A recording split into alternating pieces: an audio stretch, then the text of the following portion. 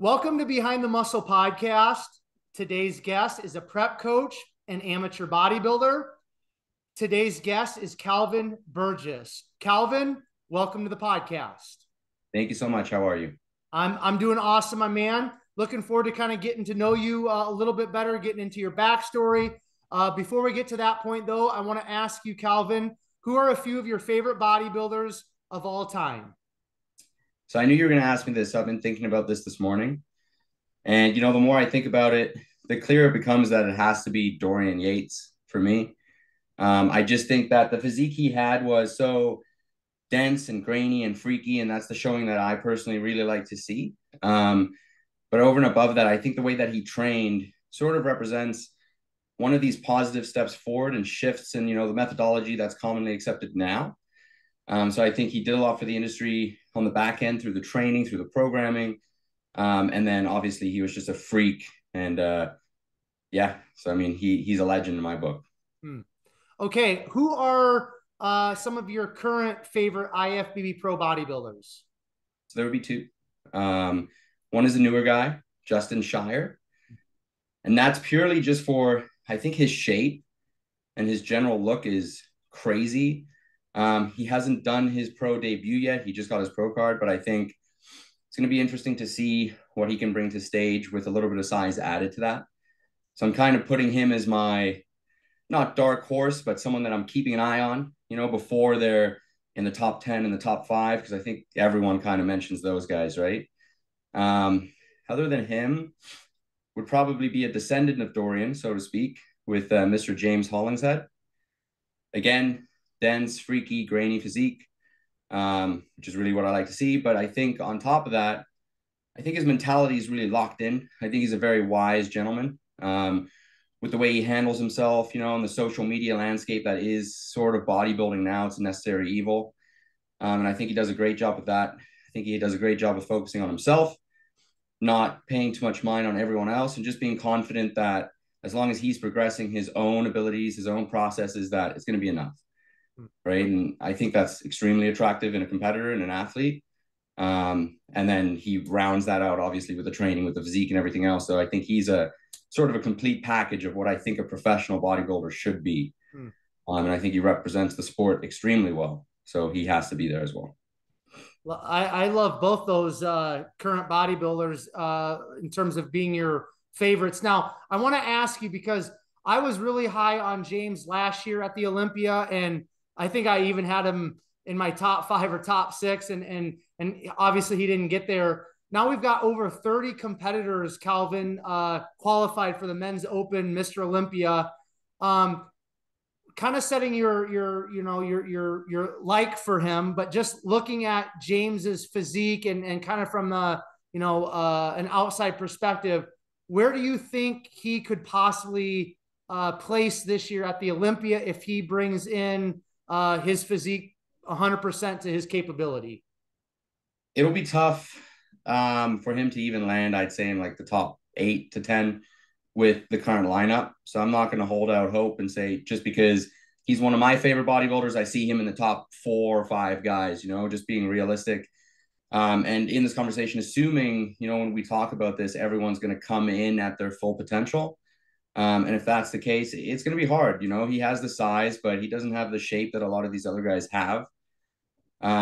So I don't know. It's going to be tough. It would be great to see him in the top 10 or the top 8 guys. But I think he's really going to have to nail it this time and bring his full potential, bring his 100%. And I think if he does that, I think he'll be happy with it. I think a lot of his fans will be happy with that. But yeah, I don't see him in, the top 3 guys. At least not this year. We'll reserve hope for the future for that. But I think this is one of the craziest lineups we've seen in a long time.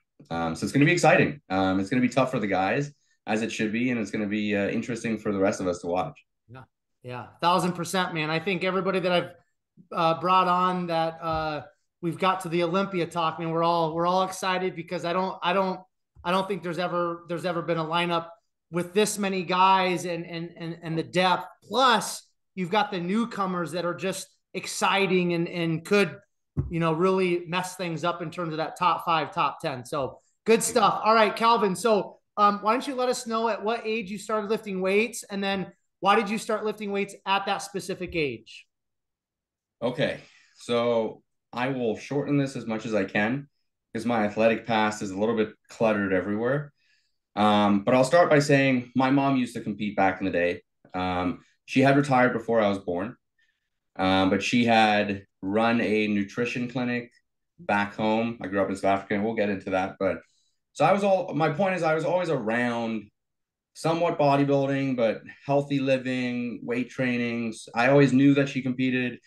I always knew that was a world that she was in, but it wasn't necessarily anything that my parents initiated me into, so to speak. I just kind of knew it. I thought it was really cool. I thought those guys were terrifying, and I was kind of a smaller kid. So it's like, wow, that would be crazy. But I didn't really get that spark at a young age. It's like, that's what I want to do. That's what I want to look like. I actually played soccer growing up. That was, my primary sport up until high school. And that transitioned quickly into cross country and track and field, where for the majority of my high school career, I was actually a competitive 800-meter track run, which is not bodybuilding related at all. Yeah, so I did that. Long story short, ended up getting away from training a little bit after high school. And I had been lifting weights here and there, but it wasn't really until I was about 22 years old that I really, started training and programming for myself with the idea of trying to get a bit bigger. But that said, I was still partying. I was living a lifestyle that wasn't really conducive to me being a good bodybuilder. And my goal at the time might have been to, grow some muscle, get a bit bigger, get in better shape, but it wasn't necessarily to compete.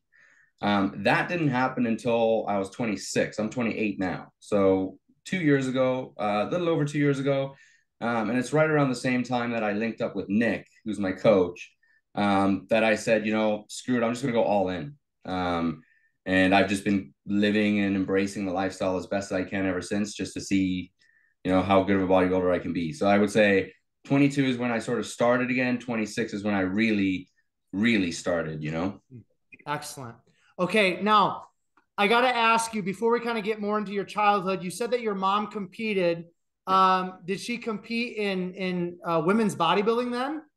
Yeah, she was women's bodybuilding back in the day, back in South Africa, which now would be more like not much bigger than like women's bikini almost, or like women's figure. It wasn't what women's bodybuilding is now. And she was also natural. So yeah. But yeah, she competed at an amateur level back home. Basically got to the point where it was leading to some issues physically, where she was going to be at risk of maybe having some long-term effects if she wanted to do the necessary to take the next step in her career.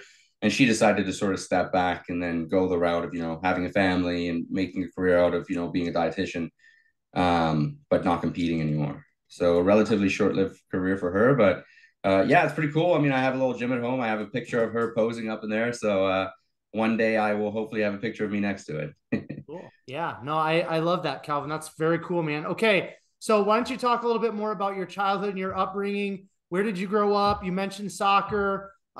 Just talk about what life was like for you when you were younger, Calvin, and then like what were you like when you were younger? What kind of shaped that childhood? Walk us up to about high school. Touch on any of the highlights in terms of maybe some positives, negatives, whatever. And then once we get to high school, we'll transition from there. Sure. So I was born in a place called Durban, South Africa. Lived there till I was 4 years old, then moved to Cape Town, which is pretty much the southernmost tip of Africa, just for a point of reference. And I lived there till I was 14. So that's kind of where I was born and raised, back home in South Africa. And during that time, my growing up, my parents always had one rule, regarding, health and athletics and sports. And that was just that I had to play a sport. It doesn't matter what it is, but I had to always take part in a sport. So I jumped around. I started with rugby, being in South Africa, then moved to soccer. And I kind of stayed with soccer, from when I was pretty young, all the way into 14, 15 years old after I had moved. One thing about me, though, is I do have an extremely obsessive personality. So when I was playing soccer, it was like kind of how bodybuilding is now. It's like, this is my life. I identified as a soccer player, you know what I mean?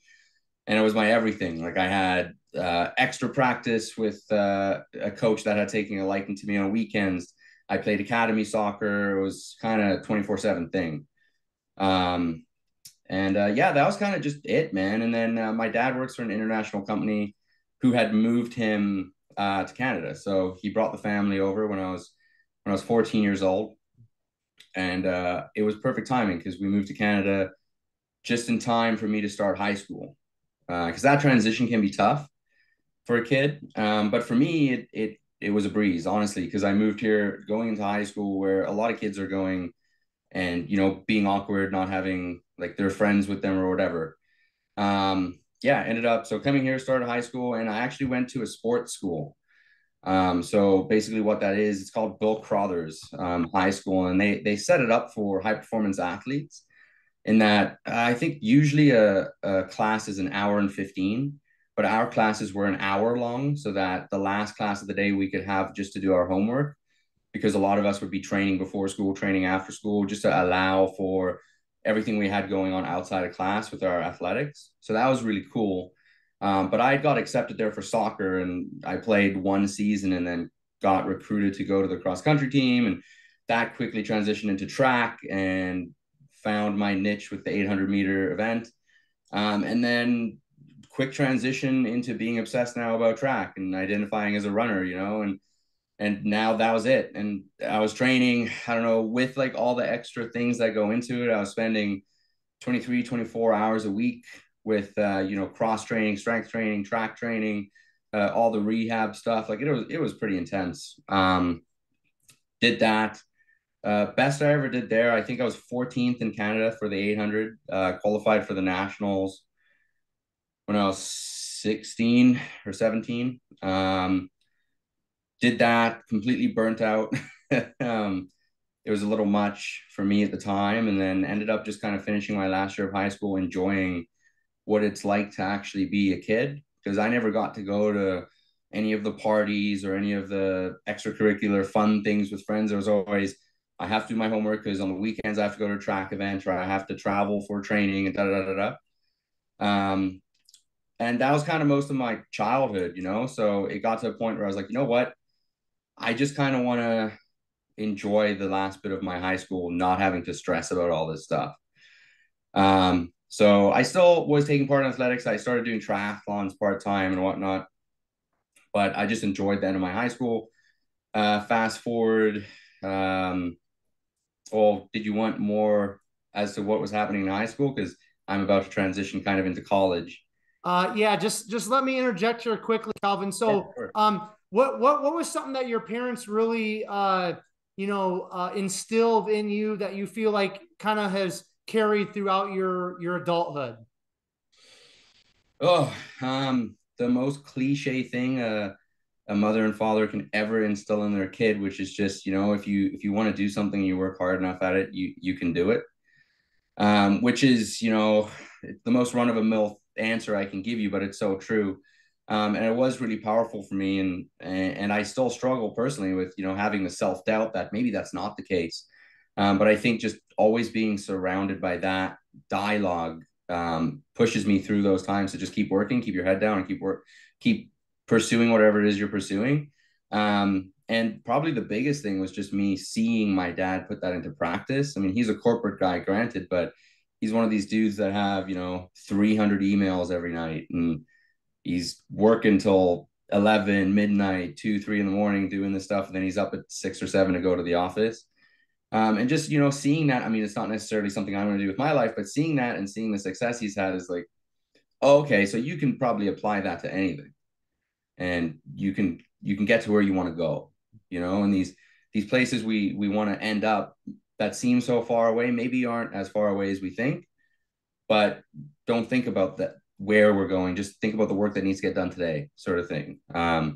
And yeah, I would say that's probably the best lesson a kid can ever receive from their parents, and that would be the biggest takeaway I got from my childhood, I would say. Hmm. Only child, or do you have siblings, Calvin? I have one older sister. Okay.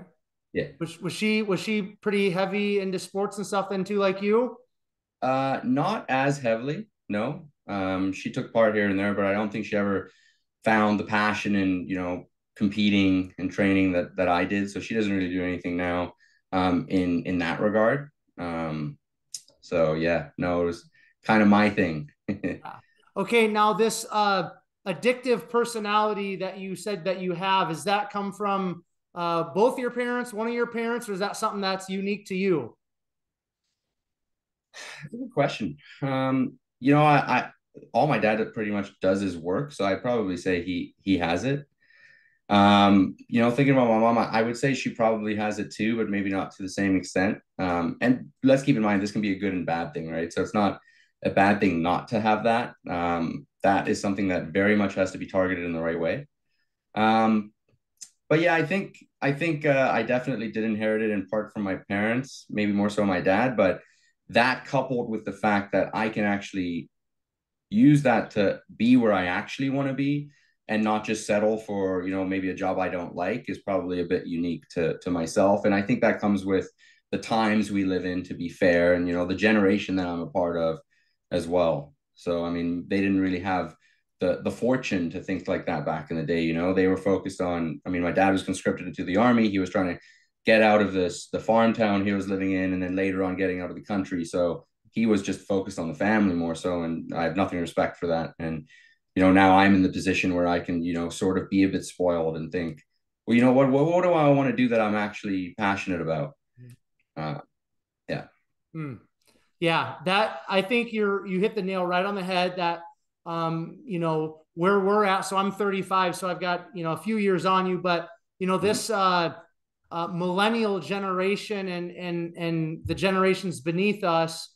I don't know if you're in the millennial generation or not, but you know, we obviously are unique and different from our parents' generation. But you hear a lot of people our age and your age talking about pursuing their passion and wanting to work for themselves and the entrepreneurship. And I think that kind of ties in with all the social media that we're inundated with. But for sure, like your parents and my parents' generation, it was basically a lot of them was just like you work, you pay the bills, you have your family, you make sure your family's taken care of, you retire. It's kind of like this cycle, right? You get your Yeah. home and you know, you get your retirement and all this stuff. And I think we are so fortunate, like you said, Calvin, to have hardworking parents, because I also had hardworking parents, and that was very, you know, instilled in me from a very young age.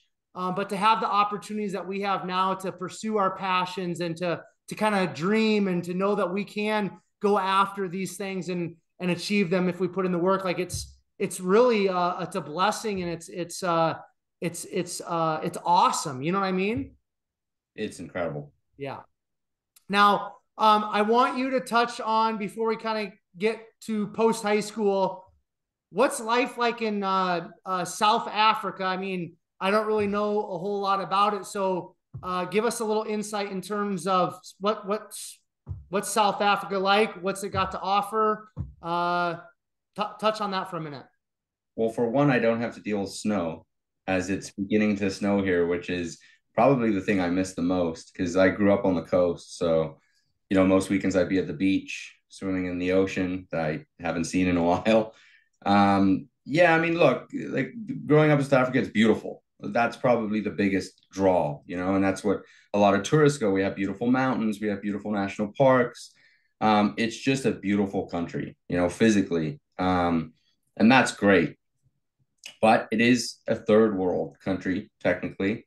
The economy is not the greatest, you know, and so there's the challenge. It has its own challenges in that way, in that the crime rate is really high. You know, we don't share the same sense of safety and security as, for example, I do now here in Toronto, and that can be challenging. I don't think I really had enough of appreciation of that when I lived there because I was a kid. But now having moved and then looking back, it's like, man, I wouldn't want to live there again. And that was a big driving force in my dad making the decision to move us in the first place. So I mean that can be tough, right? And that would really only be the only downfall. The other thing is living in South Africa, your world is a lot bigger in the sense that it's pretty far removed from the rest of the world. Whereas now living in Canada, I'm so I'm so accessible to the rest of the world, you know. I can go to Florida, I can go to Europe. It's just more connected. So and then with that being said, I have more opportunity. And again, it goes back to me being in a very fortunate position, whereas that would be a little bit tougher living in South Africa, whereas I would probably inevitably eventually want to leave purely for that fact alone. But to visit, yeah, it's stunning. It's gorgeous. It's a beautiful place to go. Cool. Okay. So once you graduate high school, where did life take you? How did life unfold for you, Calvin?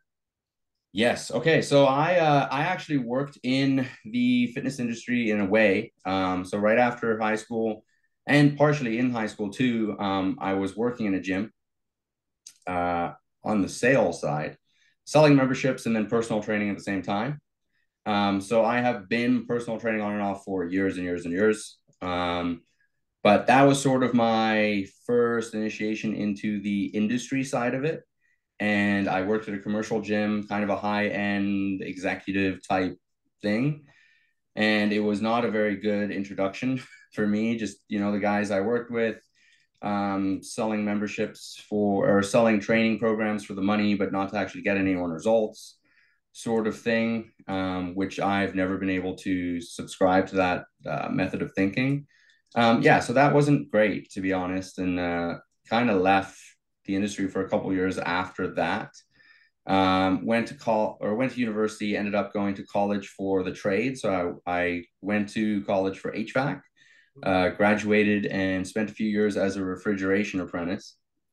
Still kind of personal training here and there. And this was kind of right around the time, by the time I started working HVAC, when I started training, you know, in that like 22-year age, getting into it. Yeah, and then ultimately just realized that I hated that career. And everyone I worked with who was older, you know, these guys that I'm aspiring to, you know, one day be these 40-year-old, 45, 50-year-old guys were all miserable, you know, and I didn't really have anyone that I had met who was, you know, I want to be like that guy. More often than not, it was, I don't want to be like that guy. You know, I don't want to be that stressed and that angry all the time when I'm that age. And, you know, it's unfortunate because the money was good, but the lifestyle was bad that's associated with it, at least for me. Most of my buddies are still in HVAC. I have nothing but respect for it. This isn't me bashing the profession. This is me bashing the profession as it relates to me and the goals that I have for my life personally. So yeah, I did that and just kind of one day reached a breaking point and just left, quit and went back to the fitness industry and got a job as a full-time personal trainer. And actually started enjoying that. I was at a different gym, started picking up clients, got into a bit of a groove, and then COVID hit. And the gym shut down and there was a bit of a, you know, we've all been through it. Yeah. And then, yeah, so shortly after that, I was kind of forced to start offering my services online. And looking back, I will always see that as a massive blessing in my career because it forced me to do ultimately what I wanted to do all along, you know, and yeah, sure, it forced me to, you know, I got to up my level of service here because obviously it's a whole nother animal offering service online versus in person. They are two different jobs. But yeah, so I ended up never going back to the full-time in-person space, at least in a corporate gym. When things did open up, stayed online, and here we are.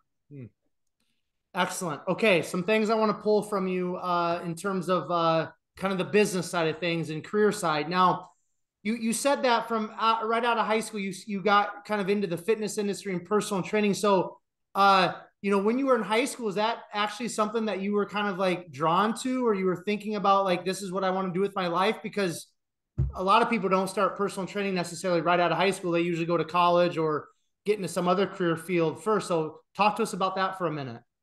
It's funny because it wasn't something I ever thought of in high school as a career pursuit.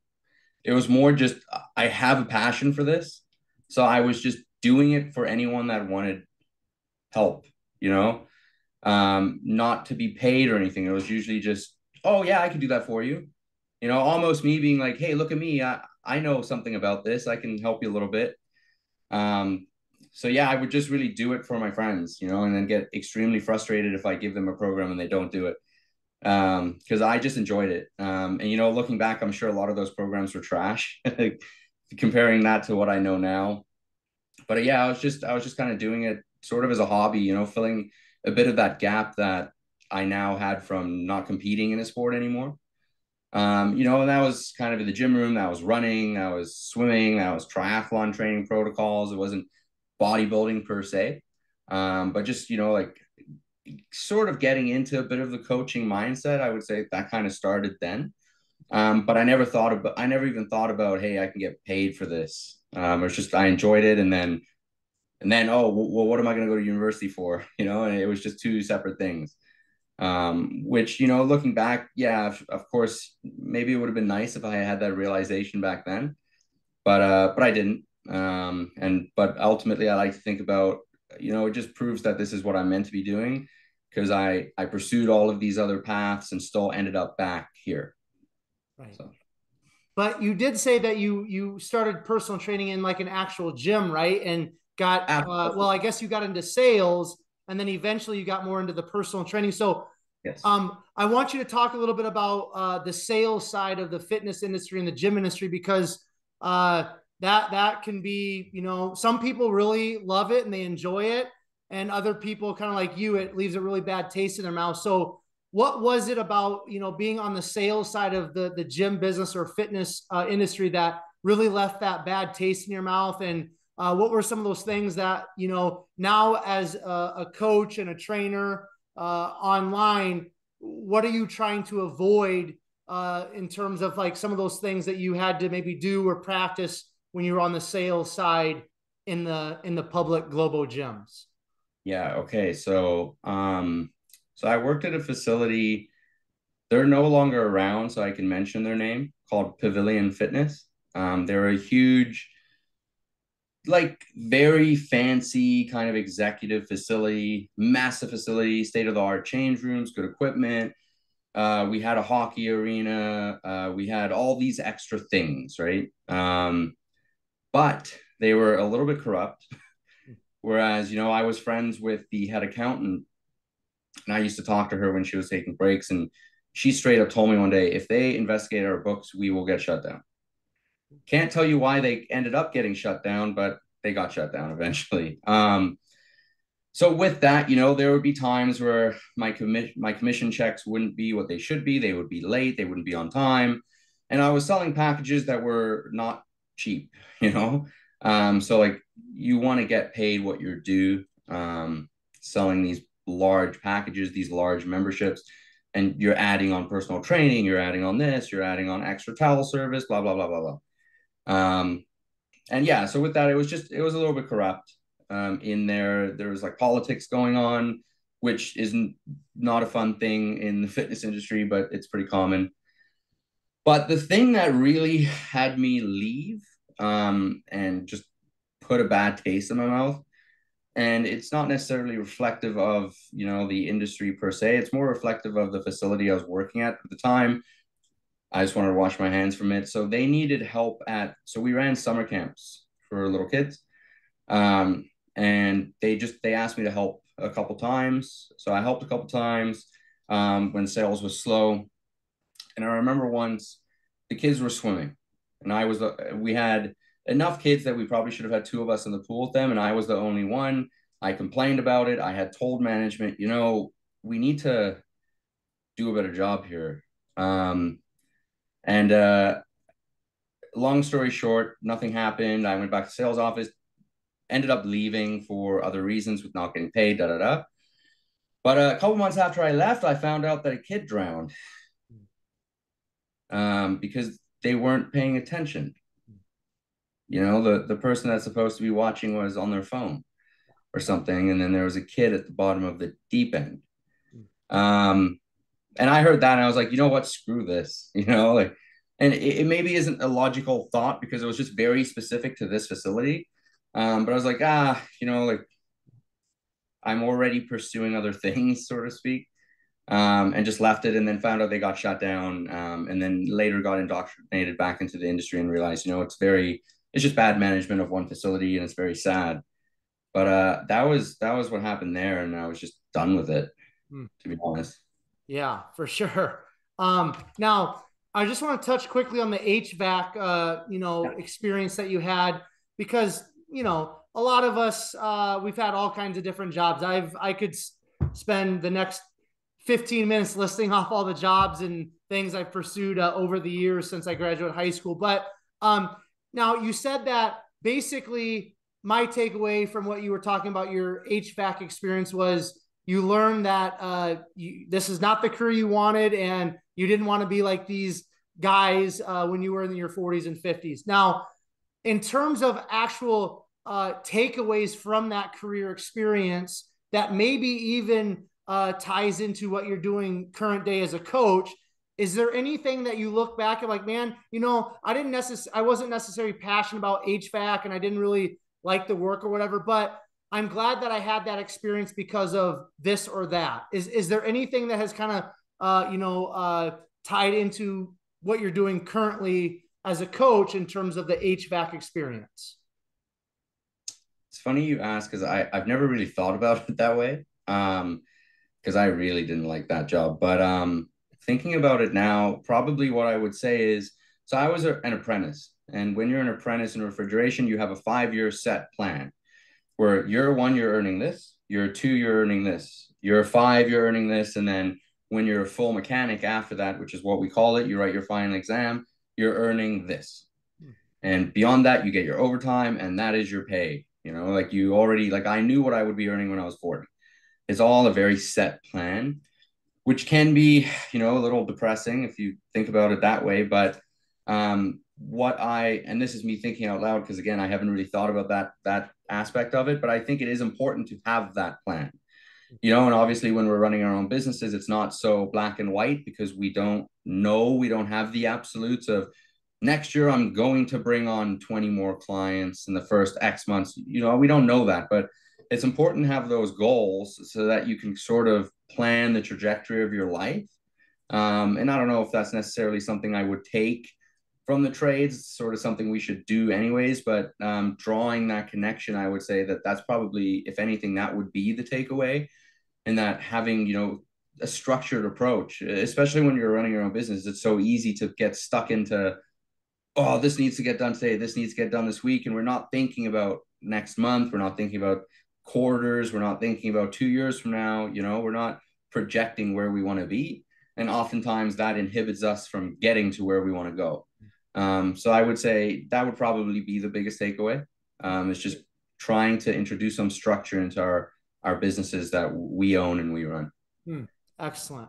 Okay, now we're gonna get back into a little business talk here in a minute, but I wanna ask you, Calvin. I just want to talk bodybuilding a little bit. So, what was, obviously you were exposed to bodybuilding because your mom competed and things like that, but and then you started lifting weights around 22, but you said you weren't really, you're just kind of still partying and just whatever, living life. What was the catalyst that really pulled you into bodybuilding? What was that initial appeal to be like, this is the life that I want to live, and I'm going all in this direction now? Like what was that turning point or that catalyst, please? Yeah, so I've always been a big fan of bodybuilding. Even during that time where I was just training but not 100% in. Always been a big fan of it, but maybe even growing up with the mentality that I've been indoctrinated into, you still have these, voices of self-doubt. So it wasn't necessarily anything. I was kind of like, that's so cool. I hope I can make a lot of progress in my training, but I don't know if I'm ever going to step on stage. It was like that weird, like, oh, hey, are you going to compete? I don't know, like, and it's easy to just run with that for years and, oh, it's too late now. And then, so this was when Nick had just started with Camp Jansen, and Camp Jansen was running a competition actually for free coaching, for 3 months of free coaching at the time. This is just a little over 2 years ago. And I was looking at it and, thinking like, I don't know if I'm ready for a coach, like, I don't know where I'm at. Because one thing about me too is I'm very hard on myself. So, I can have 100 people tell me I look good, but I'll tell you I look like I've never trained. So I was kind of that mentality at the time, but my girlfriend had noticed, I kept looking at this. Um, and it was the last day they put an announcement out, like today's the last day to enter. And she just got on my case. She's like, I know you've been looking at it. Just enter the thing. Like, who cares? And I listened to her and I entered. I ended up getting it because I don't think I would have reached out to Nick at the time just for coaching. So forever, thank you to Nadia, my girlfriend, for pushing me to do that. And a week or two later, I got an email from Nick saying, congrats, you got 3 months of free coaching. And that decision there changed my bodybuilding career forever. So I have to give a huge shout out to Mr. Nick Gloff for that. And then, I started working with him, and he was kind of the one who was like, hey, you should compete. You should, I feel like you could maybe do something with bodybuilding. And I was like, screw it. I want to do that. If I'm going to listen to you, and I do want to do this, why not? So I was like, every part of my life that's not going to be conducive to this, I'm no longer going to partake in. And I haven't looked back, and that's the problem for my career. That is the best decision I ever made. So, here we are 2 years later and trying to do the thing. Yeah. Very cool. Now, we're going to talk about Nick here in a minute, but let's talk about like what are you guys working towards? Is it just building your physique, because you haven't stepped on stage yet? Is that correct? Correct. Okay. So what are you guys working on? You and Nick, what are you guys working on? What are you working towards in terms of you actually stepping on stage and, beginning that process of competing as a bodybuilder? So the plan right now is to step on stage in the latter half of next season. So I still have some off season to go. We were going to compete this year. I had some roadblocks with a bit of a knee injury I got, so we had to get through that. And then we kind of sat down and we were like, you know what? It might be a good thing anyways. Let's put on a bit more tissue, and we're going to have me in a much better position to step on stage that first time. I very much understand the mentality of just get your first show out of the way as fast as possible. A lot of guys will say that, but we have to be realistic in the fact that I didn't start this at 19. I didn't start this at 20. I don't necessarily have the luxury of time. It's not necessarily that I'm old, but I'm not young. So I don't want to go through a prep just to step on stage and or just be told you need to be bigger. It's like, okay, I know that, and I didn't need to waste the time for this prep. Doesn't mean we're not dieting, but let's be as productive with our time as we can. So with that, we're just trying to, continue to make improvements. For me, a big part of that is just bringing out my legs, but I'm an amateur, so bringing up everything. I very much dislike when amateurs start saying, I just need to bring this up. Well, that would be assuming that everything else is at a pro level. No, it's not. Everything needs to come up. Just making all around progress. And my only goal right now is just to go and have a good showing at my first amateur show. And if I could get a qualification for nationals my first season, that would be amazing. That would be a dream come true. Beyond that, I don't know. It doesn't make a difference to the effort that I'm going to put in. My ultimate goal is just to be the best bodybuilder I can be, period. Wherever that lands me in future, it's going to land me, and wherever I land, I know it's going to be the best spot I could have ever gotten to. So I'm not going to say things that a lot of amateurs say that they shouldn't. But if I can go and have a good showing and do well at my first amateur show, awesome. Box checked, mission accomplished. If I can get a national qualification my first season, I'm happy, man. So that's the goal right now. Excellent, man. Okay, let's go back and let's chit chat for a minute about Nick. He was just on the podcast, I think, last week, and then he's been on I don't know, over a year ago. So he's been on a couple times. Super humble, super cool, super knowledgeable, all the things, right? Great personality. Now, why don't you talk about? I mean, because you said that if you didn't do this challenge or whatever and get the first 3 months free of coaching with Nick, you probably wouldn't have sought him out or sought out a coach, right? You said that earlier. And now, you get on Instagram and everybody's a coach, and it's wild and crazy. But how fortunate are you to have Nick Gloff as your first coach and to kind of be the one that is walking you through your initial experiences as a bodybuilder? Like, talk about that. If that's not like something divine, I don't know what is. And you know what? We can even take that one step further because Nick has now evolved into being one of my closest friends as well in the process. So yeah, I mean, you hit the nail on the head. It is an extremely, extremely, extremely fortunate thing, and I'm very lucky to have that man in my corner. There's not a single negative thing I could say about him or what he's building or the way he approaches my processes. So yeah, I mean, I couldn't be luckier. And to what you were saying, yeah, at the time, I don't think I might have reached out just because I can be very self-deprecating. And at the time, I would have just, not thought that I was maybe ready. A few months after that, I think I would have, because I just would have seen more of what he's putting out. And I think inevitably I would have ended up there. But I was fortunate in that kind of got me there a little bit sooner.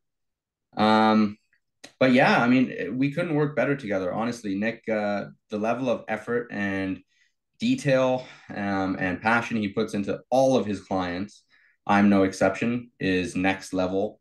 I think he is definitely, like I was saying, like, Dorian, and I'm not necessarily comparing them before anyone kills me, but like Dorian represents a step forward in training and programming. I think we will look back on some of the things that Nick's doing as a step forward in training and programming and the approaches to all of this. And that's a big say.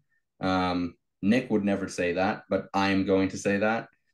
Because yeah, I mean, it's next level, right? And like you said, he's the most knowledgeable person I've ever talked to. And I've had the good fortune of, being connected to quite a few people in the industry now. So yeah, and the on top of that, me and him tend to think pretty similarly, so we communicate very well.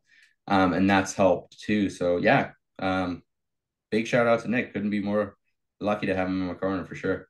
Cool, man. Love that. I love just hearing, about that client coach relationship, and especially when it becomes more than just client coach and it's, really a friendship and a bond, because I think especially as guys, as we get older, you start having your own business and things like that. We get so driven, right? And bodybuilding is very, excluding, and you kind of you spend a lot of time in bodybuilding going inward and kind of secluding yourself and all this stuff, and you don't necessarily have a lot of close friends because a lot of people around you, they don't get it, nor do they want to get it. And I think a lot of times we don't want them to get it because we like that, right? So it's great to hear that you have not only a coach but a great friend in Nick, somebody that's going to really lead you in a positive direction and right way when it comes to bodybuilding. Now, some other influences in terms of bodybuilding for you, Calvin. I saw you wearing some Jordan Peters gear. I'm assuming that he's somebody that has been a big Absolutely. influence. Also, I see that you're connected with John Jewett and J3 University. Why don't you talk about both of those people and entities and how they've influenced you in coaching and bodybuilding? Yeah, so Jordan's probably influenced my training more than anything, just because the guy's an animal, right? And he's another person that pretty early on I was just watching this dude do his thing. And if that isn't motivation, if I need to explain to anyone why that is motivating, then I don't know, right? I mean, the strongest, probably one of the strongest, if not the strongest bodybuilders all around that we've ever seen. To think that he never got his card is unfortunate. It's nuts. But yeah, I think I'm not connected to him personally at all. I'm purely just a fan. But yeah, seeing what he's done as an athlete, just with his training, and then seeing him transition from that to now just focusing on his business and focus on his health, I think is very admirable. And I think, those are lessons that I'll take away and remember one day come retirement for me, everything that he's put out on that. I'm not quite there yet, but I think that's important. As for John, well, I'm a student of J3 University, so obviously there's huge takeaways there. And that would be the main thing, right? Just learning from him. I think he's another guy in the industry like Nick, who's an abundance of knowledge. And he has put together a course that does a great job at encompassing, all things bodybuilding, training, supplementation, PED usage, managing preps. We're prep coaches. We are going to compete. So yeah, I mean, it's extremely valuable, right? And these are things that you said everyone's a coach nowadays. Not everyone is always constantly trying to better their craft. And if they just took courses like the J3 University, or like shout out to Prescript and Jordan Shallow, I mean, these are things that really elevate our ability to provide services that are not just, here's a program I saw on bodybuilding.com. Here, you give me $150 a month. This is a real service, and like the level of entry or the barriers to entry are non-existent in the industry, which makes it tough to sift through everyone and find the gold. But yeah, I mean, the biggest takeaways for John, like I was saying, is just the level of education, the level of knowledge. And I think it's something that every coach, every competitor should be pursuing. Maybe not from J3U, maybe it's through podcasts, maybe it's through forums or articles.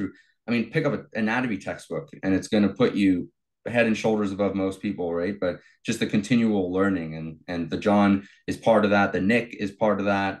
The Train by JP with content he's put out educationally is part of that as well. Excellent. Now let's touch on training for a moment, and then we're going to get back into a little business talk, because I love talking business, but I don't want to bore people always just talking about business, because people come here for more than that. But now, obviously, with Jordan Peters, his influence, I think even John Jewett trains pretty similarly, or at least in the past, kind of the top sets and stuff. I know kind of how Nick trains. Why don't you walk us through what your current split is? And then why don't you just talk a little bit more specifically in detail about how you train? What does that look like for you from the day-to-day perspective?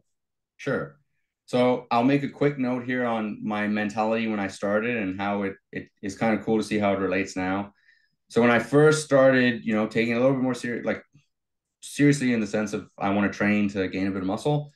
So right around that 22 years old mark, I was approaching it as kind of like power building, although I somewhat hate that term. Whereas I was doing these power lifting split sort of for my compounds and then building up the rest of the session after that, like a bodybuilding session, hypertrophy based session, with the mentality of, oh, if I get really strong at moving something for 1 or 2 reps, it should carry over, right?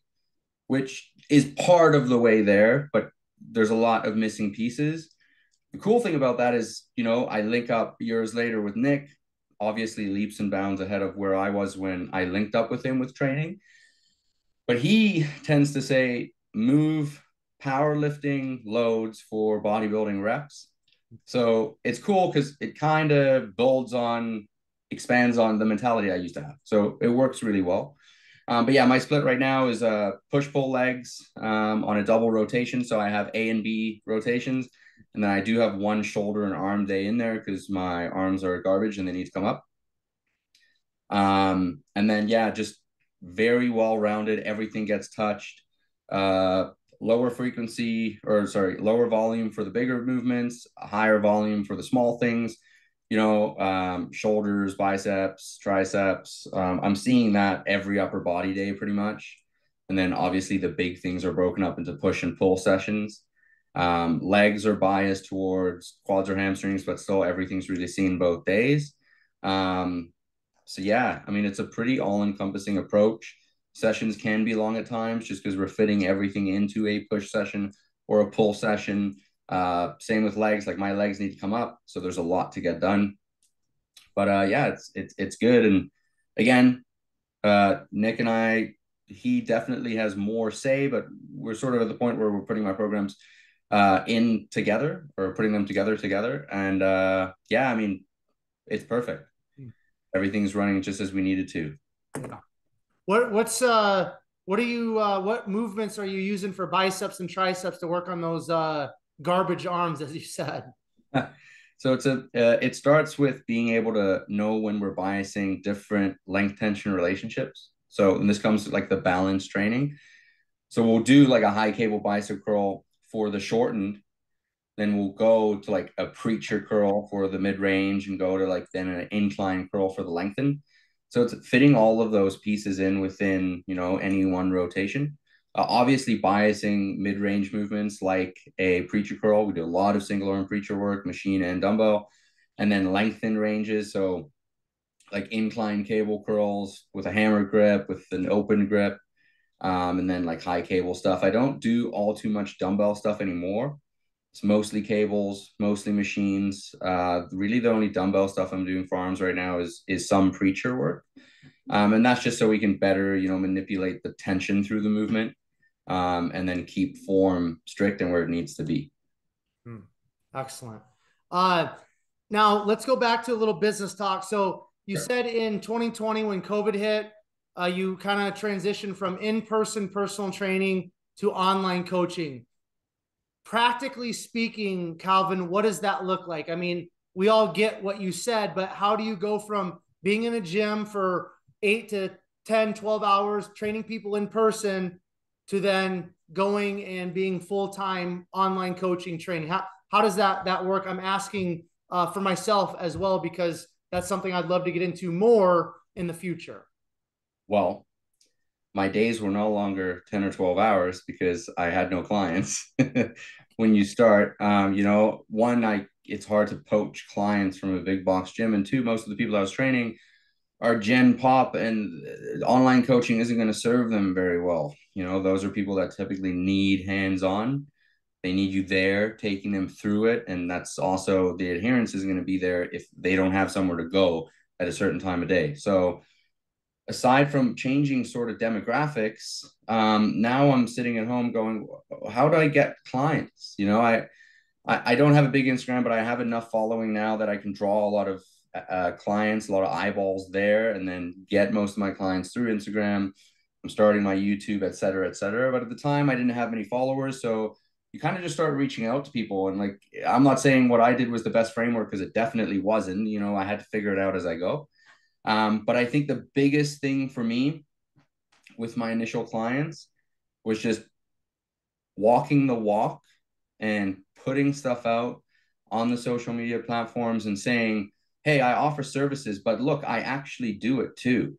You know, there's so many guys advertising services to help you build muscle that don't have any muscle on Instagram nowadays. And I don't know how that works, because I know they get clients. But for me, that isn't just, it just doesn't work, right? And most guys reach out to me, and the first question I ask when I have consultations is, hey, what led you to reach out to me in the first place? You know, just to get a sense. And it obviously helps me kind of see what channels are working. And majority of the time it's, hey man, I see what you're doing, and I love what you're doing. You know, you're really representing being an athlete, working hard, you move so well through, your execution is good. And you know, I figured you're a good person to reach out to. That wouldn't be the case if I wasn't actually doing it, right? And that's why it's important that my first passion is being an athlete. It always has been being an athlete my whole life. That's no different now. I have aspirations of being a competitor. I don't know where that's going to take me, but my drive is there to be the best I can be as a competitor, as a bodybuilder, as an athlete. And then that carries over into the business because people are attracted by that, right? And I think that's important, because I wouldn't work well with Nick if he hadn't already done most of the things he's telling me to do, you know, because it's very hard to trust someone. It's, if they don't know, you know, textbook smarts only take you so far, but have you actually done it? Have you lived it? Have you been there? Have you felt what it feels like to be in all these different situations, with dieting, with pushing, with being tired after a day of work and having to go to the gym or whatever, right? So I think just leading by example drew a lot of people in. And the more I've done that over the past 2 years, go figure, the more clients I've gotten. So that's the biggest thing. And like, truth be told, I'm still figuring out the marketing side of things, and I don't have that nailed down to an exact science yet, right? I'm exploring all these different funnels and Facebook ads and, you know, all these different things. And it's tough if you're not that way inclined. And I'm getting better, and I'm definitely getting more clients that way. But really, for me, it was just leading by example. Hey, this is what I do. And then over and above that, now the next step beyond that is showing value. And hey, I'm not just doing this, but I can help you do it too. And then, you know, putting out little form, quick tips and That's the reason I'm starting my YouTube, so I can kind of take people through sessions and explain things a little bit more than, essay long captions that people may or may not read on my Instagram posts. But yeah, I think step one is leading by example. Step two is showing that you understand the process, and that you are offering the service, because a lot of people never really advertise, right? And that was an issue of mine. I would put it out and think, well, I have a link in my bio, that should be good, right? And then I'd get DMs saying, hey, do you offer coaching? I was like, oh, okay, I've probably done something wrong here, because yes, I do. You should know that. So I'm getting better with just putting that out constantly. I'm accepting new clients. I am a coach, and it seemed to work so far. How has Nick kind of helped you in terms of the business side of things? Has he given you a light bulb pointer, or given you any advice that's really helped elevate you or improve your online coaching? Um, I think the biggest thing Nick has done for me is he's definitely given me some visibility. I've been in a lot of his YouTube videos. We just filmed some more when I was down there. If you scroll back on my Instagram, I have some like mini podcasts with him and me, right? So and he's more than willing to do that, right? And the only reason we haven't done more is truthfully because I just haven't found the time to schedule it. So I think that's probably the biggest thing. Is a lot of people associate me with Nick, which professionally we are not associated in business. But just he's more than willing to like put those that are behind him out there, and he's told me and the whole team, like, he wants to be in a position where he can bring those up behind him, pull them up as well. So the biggest thing for business is just he's given me the visibility of that. I've been on his page a lot, and to no expectation of my own. It's just I'm very happy he's done that. And then yeah, there's been some small like business tips here and there, but more than anything, I think that would be it. Okay. Love that. Okay. One other thing I want to touch on with business here, Calvin. You mentioned earlier that you're offering a service. And I think that's a great terminology to use. And I think for some people you might have to shift your mindset with that, because when you're in a gym and you're quote unquote just training people and taking them through kind of like a workout, like, I don't think a lot of times we think about that as a service. But so I want you to kind of expound on how maybe when you are training people in person, but more so when you go online, how do you create a service? How do you create something that people want? Now, you've already touched about like practice what you preach, and we've already covered that, but I want you to expound on that word service. Like, what does that look like practically? What does that mean to you in terms of providing a service to clients or potential clients? Okay, so a few layers to this. So there's a service, but you're also selling a few products within that, right? And the way I would explain that is when I give my intro packet to a new client and they have their training program, that in itself is a product. They have their nutrition breakdown, that's a product. They have their supplement protocol, that's a product. They have the movement descriptions that go with the training, that's a product. So they have all these products, right? But how they're going to execute on them, that's where the service comes in. So they have that. Now they can ask me questions. They have 24/7 access to me, of course. And that's where the service comes into it, because they're going to execute on their training. For example, they're going to do their first session. They're using the product that I sold them, which is the training program. They're going through it. They're going to record some of their movements. They're going to send it to me. Now is my opportunity to provide them the service that goes alongside that product with, hey, let's manipulate this, use this cue, let's change up the way we're executing this. This doesn't work, we'll sub it out for this movement. Now I'm providing them a service because it's an ongoing communication of tailoring that program to them and tailoring them to the program with how they're executing on everything I'm given. Same thing with the diet. Hey, my digestion was garbage on this day, this day. Okay, maybe it's a food source, but maybe it's your stress level. Maybe it's your sleep. Hey, let's try this before bed. Have you tried this to manage stress? Or maybe we're just going to sub out a food or change the food timing around through the day or what have you, right? So it's these products, and then you're providing service alongside that to facilitate the execution of the product that we're providing, if that makes sense. Yeah. Yes, absolutely, man. I love that. Now, in terms of the service, for you, what is the most important component or aspect of the service? Is it listening to the client? Is it, like what is the most important component for you? So for online, it's creating an environment where the client is comfortable communicating with you. Mm. Because I've had clients before that, you have these guys, they're rare, but you have these guys, they'll disappear for 2 weeks. I can't help you if I'm not in communication with you, right? Because we don't have these sessions. At least in a personal training setting, I'm going to see you for the hour on Wednesday mornings or whatever, right? So I know at least there's a fixed time that we can communicate. I can take you through a session, but I can also find out what's happening in the week and we can address it, right? Oh, you have a wedding coming up on a Saturday. Let's go over how you're going to handle the food because you're dieting. When I can't talk to an athlete, there's nothing I can do, right? So, and it's on us to create an environment specific to the person. So everyone's different. The way everyone communicates is a little bit different so that they feel like, hey, I can message him. I'm not bothering him, or whatever. There's no judgment or whatever it is for that person specifically. Because if you don't have the communication, nothing else can get done, right? It's the bedrock of the whole online coaching experience. And it's on us to keep that going. I've had clients in the past that are like, would only talk to me on check-in day, right? And they have a whole list. Tuesday, this happened. I didn't really know what to do, but this is what I did. Is that right?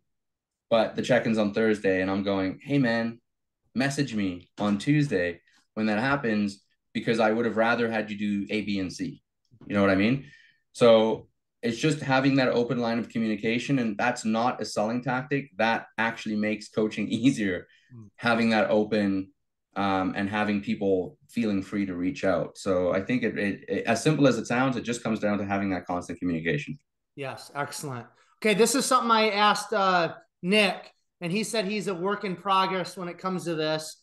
So I'm going to ask you because I think it's very important. It's something that I've had to learn owning a business and implement daily in my life. But boundaries in terms of you're on your phone all the time, you're behind a screen all the time, you're interacting with all these clients. You just said 24/7 access, which you're gracious if that's the case. But how do you disconnect? How do you remove yourself? How do you set boundaries if you do? And what are they to kind of just keep yourself sane, to spend time with your girlfriend, to just kind of like keep yourself healthy and moving in a positive direction? That's a great question. I would say, yeah, I'm probably a work in progress on that too. I'm also maybe not quite as busy as Nick. So maybe I'm not necessarily all the way at the point where it's like I'm going crazy. I need to set boundaries. I have my days, but the way I see it is I'm still very much at that stage where I've been online coaching for 2 years. I'm still trying to grow my business. I'm still trying to grow myself in the industry. So I don't know to what degree I have the luxury of setting too many boundaries just yet, because I'm still trying to prove my worth as a coach in a lot of ways, right? And I get it. Like the clients that are with me are very happy, and I don't necessarily think I have to prove to them that I'm a good coach. So that's not what I mean. But maybe I'm trying to prove it to myself. I don't know, but it's very difficult for me to see that I have messages and just be like, I'm going to set my boundaries. And even when the messages come in, I'm going to leave it for tomorrow. I take this very seriously, and I totally understand that. I'm sure sooner than later, the time is going to come where I'm going to have to figure that out. But yeah, man, that's a great question. Because right now it's sort of just like, I'm just going to answer everyone and I'll go to bed when that's done. And sometimes I get in trouble from my coach because my sleep isn't where it needs to be. Yeah. But yeah, I don't have a good answer on that one, unfortunately. No, that's okay, man. You're nicer than me because with my business, people know I'm off my phone for like 12 to 15 hours every single day. There's no ands, ifs, buts about it. If you send me a message between these hours, I won't get it till the next morning, and I just don't care. It's not me being rude to them or disrespectful. It's me saying, hey, I own this business, this gym. It's just me. I do all the personal training. It's all on my shoulders, which is fine. I appreciate it. I'm thankful for it. But it's like I have to separate myself. Otherwise, my mental health, my physical health, my bodybuilding, pursuits, they won't be where I want them to be. I won't be able to be the version of myself that I will. So I've just learned like just kind of a hard stop, and I just don't care. But we're all a work in progress, right, Calvin? Yeah, well, that's the lesson I'll be taking from you today. Is Yeah, that well, how it works? I'm not saying you have to do that, but I just hear all of you coaches, and I get it. Like I'm not out to prove anything to anybody except for myself, right? Mm-hmm. Like there's different goals that I have. There's different dreams and aspirations and visions for my life, and I'm out to prove nobody right or wrong, but I'm out to prove myself right, and I know what I'm capable of, right? But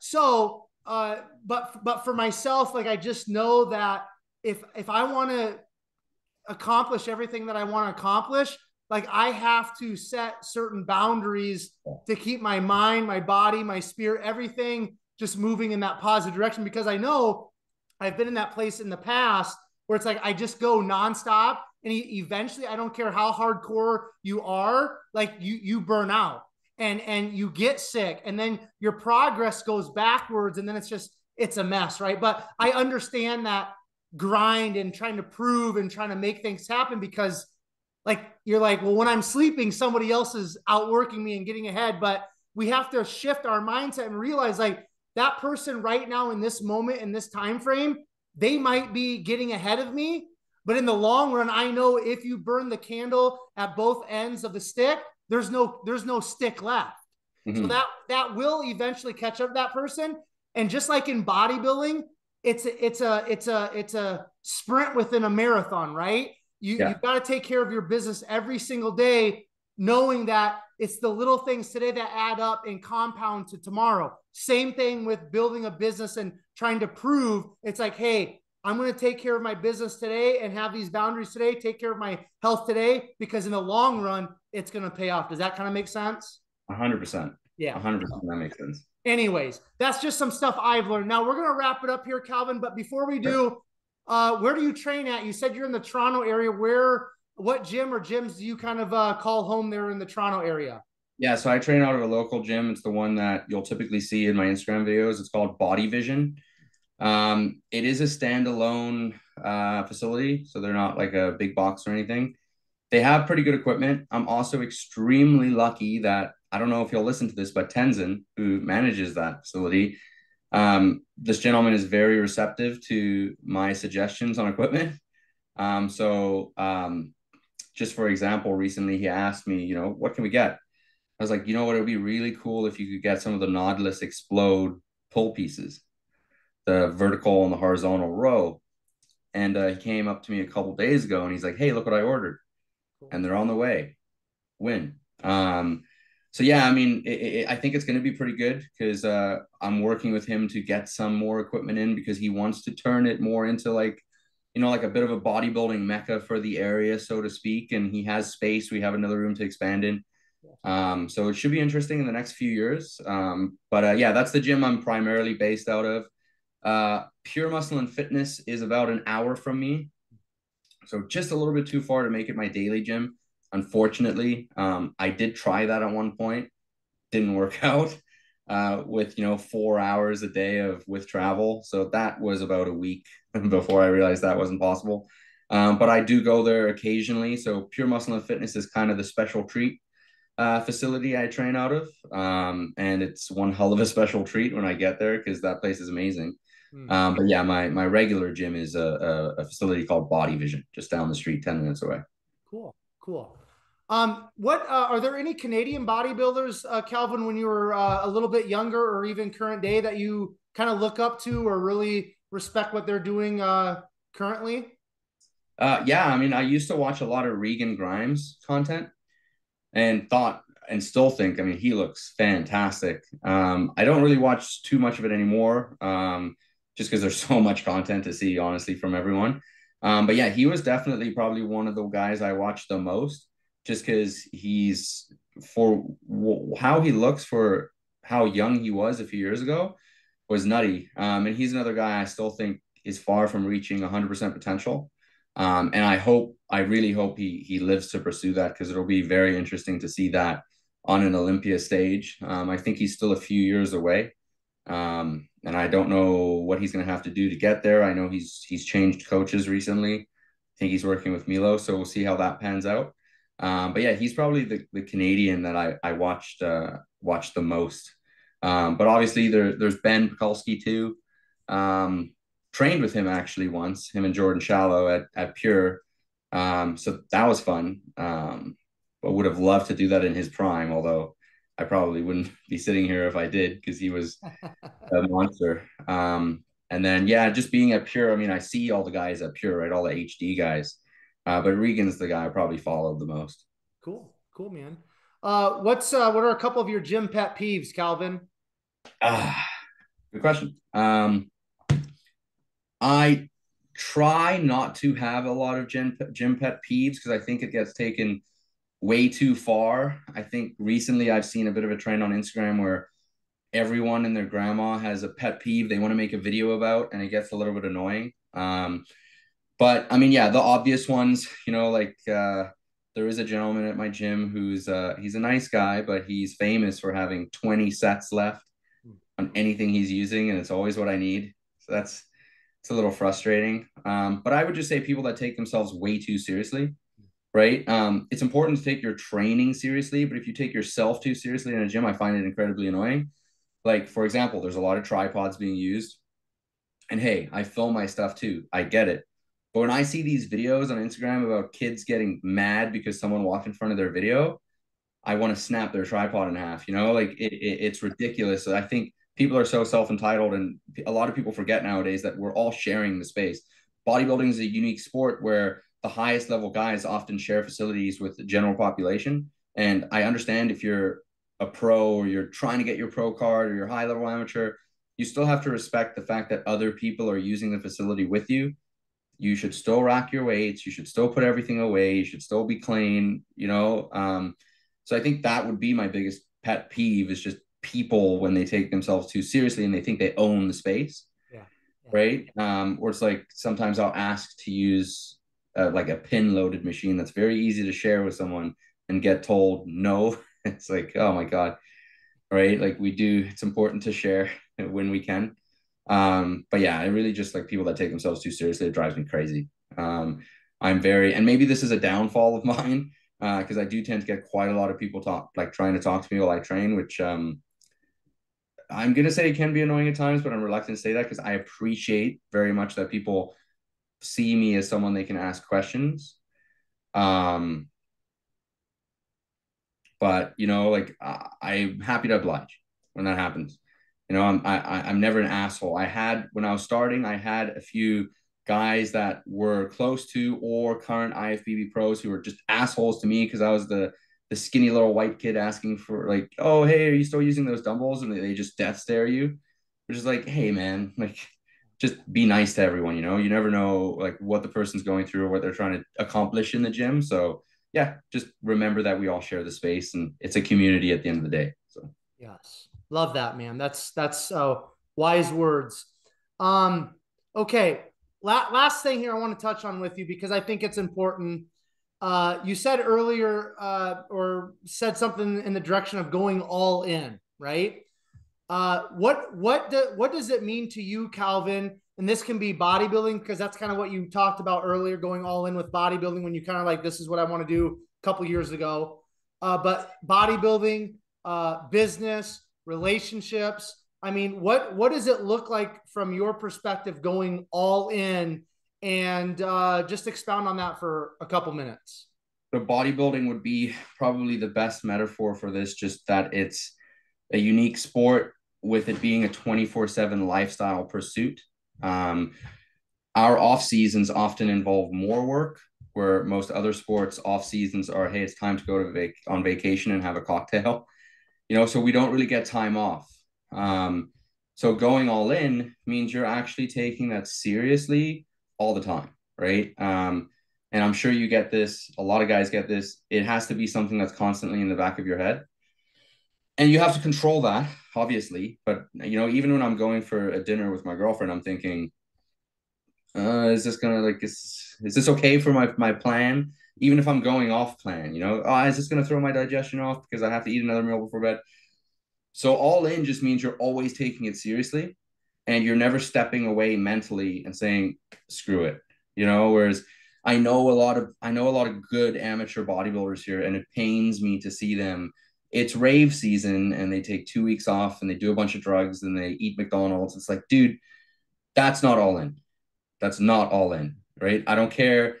Guys will be like, oh, I train, I eat garbage in the off season, but I flip the switch for prep. That switch always has to be flipped. If you're trying, I mean, bodybuilding is a sport that's growing. We all see how insanely good these pros look. Us amateur guys, if we ever want to get close, it has to be a 24/7 pursuit. And for me, like building on that, the going all in is I don't party anymore. And I've lost a lot of friends from that. There's a lot of people that don't message me anymore to hang out because they know I'm going to say no because I don't have any interest staying up after midnight when I'm not at home and, staying at a bar or whatnot. And sometimes those are painful decisions to make, but you kind of have to shed the fat of your life, and really put your priorities in a straight line and say, this is what I want to do. But I think unless you really have a passion for what you're doing, it's going to be very difficult to do that because you're always going to, get pulled. We're constantly being pulled in all these different directions from, distractions, things that need to be tended to. And it's like, for example, if you need to travel, for a day and like do a day excursion with like a family or a girlfriend, a lot of people will just go and then let that be the excuse that they fall off the wagon with their food for that day. Whereas all in might be, okay, well, I'm in the off season. I can still do that. I'm going to go, but I'm going to pack all my meals. I'm going to get all my meals in. And I'm not going to, when we all sit at the restaurant for lunch, I'm going to eat out of my Tupperware. So that's not my excuse to have a burger and fries if it's not justified, so it has to be a 24/7 thing. And I think that's what it means to go all in. And I think that applies to business as well. And frankly, that applies to anything that you want to do. It just always has to be on your mind and it always has to be a consideration. Well put, man. All right, Calvin, I think we're going to end there, man. We had a well over an hour conversation here, going on 2 hours, or an hour and a half, excuse me. I think we hit a lot of awesome topics, man. Got into your story a little bit. So thank you so much for sharing your life story, your bodybuilding story. Before I do a quick outro and let you go, my man, I'm going to turn it over to you. Any final thoughts, any final words, any shout outs, give us your Instagram, anything you want to leave us with, Calvin. Platform's yours, and then I'll do a quick outro and that'll be a wrap, my man.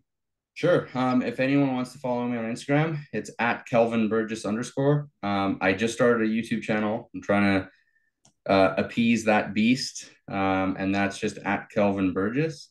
But beyond that, yeah, man, final thoughts is I was surprised when you reached out because I understand I've never competed. And, as seriously as I take this industry, I haven't stepped on stage yet. So any discussion about the potential I may or may not have is yet to be proven.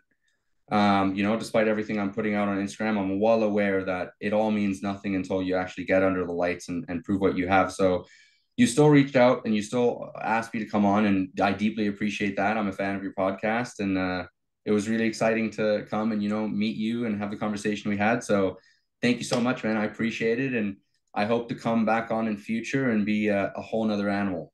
That's the goal.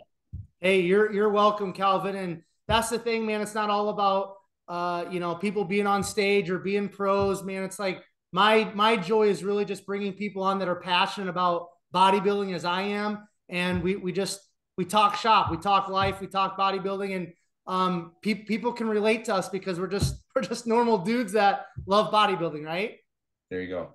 So cool. All right. All of you who are tuning into this episode of Behind the Muscle podcast, I just want to say thank you so very much. I appreciate all of you. I value all of you. And as I always say, and as I will continue to say, if it weren't for all of you, the podcast simply would not exist. So thank you again for all of your guys' continued support. If you have not done so already, make sure you please hit that subscribe button on YouTube in regards to Behind the Muscle podcast. That's really important because I release all of these episodes first on YouTube. and then I distribute them to iTunes, Castbox, Podbean, and some of the other major podcast platforms. So if you want to stay up current on all of the recent Behind the Muscle podcast episodes, make sure you are subscribed to us on YouTube. Also, another favor I would ask before we wrap up this conversation with Calvin, make sure you take this episode with Calvin, share it on your Instagram stories. Make sure you tag Calvin. Go ahead and tag Nick Gloff. And also don't forget to tag Behind the Muscle podcast so that we know that you listened specifically to this episode and found great value in it, in which I know you did. And then finally, I will leave you all with this. Remember, behind the muscle, there's always a story. We'll catch you guys later.